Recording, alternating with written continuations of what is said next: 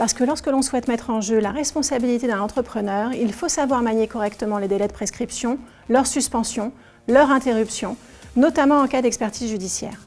C'est primordial dans le domaine de la construction en raison des nombreux recours croisés entre les intervenants. La Cour de cassation rappelle les règles de manière très didactique dans cette décision qu'elle a largement publiée.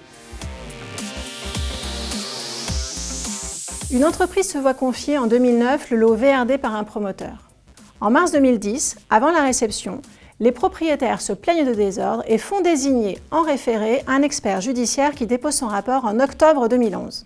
Les propriétaires transigent avec le promoteur qui assigne en décembre 2015 l'entreprise de VRD en garantie. L'entreprise est condamnée. Elle saisit la Cour de cassation en soutenant que l'action du promoteur était prescrite. La Cour de cassation rappelle que l'action en responsabilité en l'absence de réception se prescrit par 5 ans à compter du jour où le demandeur a connu ou aurait dû connaître les faits lui permettant de l'exercer. Dans cette affaire, c'est la date à laquelle le promoteur a été assigné en référé expertise qui a été retenue et non la date à laquelle l'expert avait déposé son rapport. Parce que l'interruption de la prescription par une partie ne profite qu'à cette partie.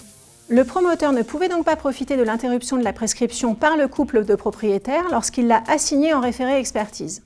Il ne pouvait pas non plus profiter de sa suspension jusqu'au dépôt du rapport. Il aurait dû assigner au plus tard en mars 2015. Faire très attention aux différents délais et points de départ de la prescription.